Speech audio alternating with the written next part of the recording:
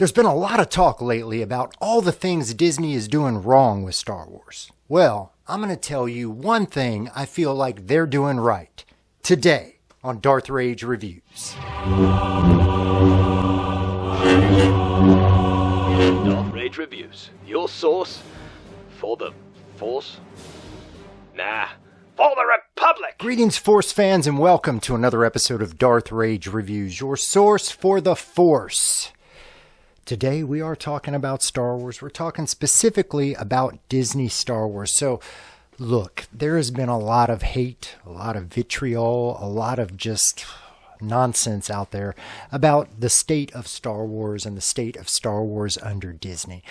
And look, I will be the first one to admit it has not been perfect. It has been far from perfect. It has been a lot of stinkers with some, highlights in it.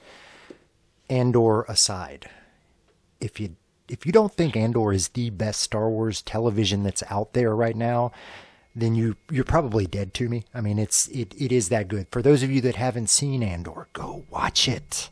It is such a good, out-of-the-box Star Wars story that fits in the Star Wars universe and is just excellent television.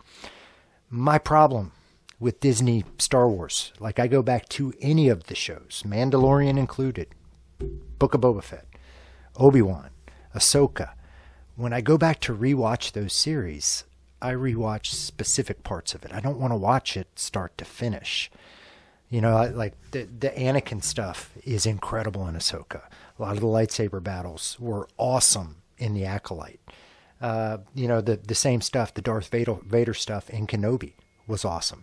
In Mandalorian, there's a lot of cool stuff, but there's some dud stuff as well. So what I'm getting at is Disney Star Wars has not been perfect by any means, except for one part.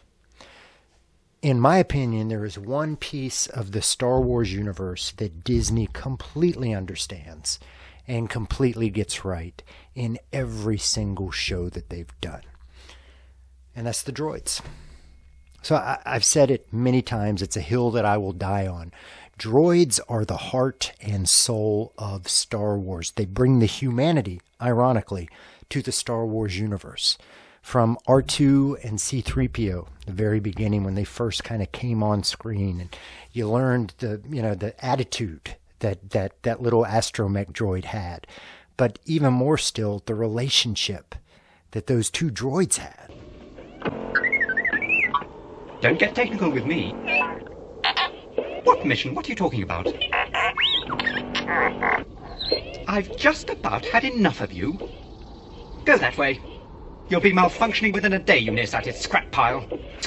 It was awesome. Then the relationship that R2 formed with Luke. We kind of thought he was just a rascal, that wouldn't listen to Luke. Every time Luke told him to stay at the ship, he'd never stay at the ship. He'd always go out and do stuff. I saw a video a couple years ago that really drove that home, and the reason why R2 wouldn't listen to Luke and wouldn't stay at the ship. And that's because in episode 3, when Anakin lands down on Mustafar, R2 gets out of his ship and goes to follow him, and he tells him to stay on the ship. R2 stays with the ship, and he never sees Anakin again. So it's like, heartbreak. But droids are the heart and soul of Star Wars. They're the humanity, they bring the emotion, and Disney does it right.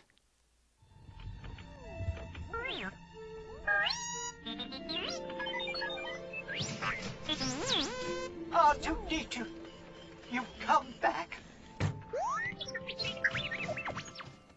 So from their first foray into the Star Wars universe, they gave us BB-8, a brand new type of droid, a droid that was arguably even cuter than R2. Just an amazing addition to the droid family. You go to Solo and you get L337, Lando's droid that, started a droid revolution. She was in love with Lando. She didn't want to say she was in love with Lando, but she was in love with Lando. She had emotion. She became what is the Millennium Falcon. And the reason that the Millennium Falcon kind of has such an attitude is because she is the droid inside of it. Don't forget, Disney gave us that. Every movie, every series has had a new addition, a new droid that just makes you want to, kind of go, huh? I mean, you've got this little guy here from Kenobi.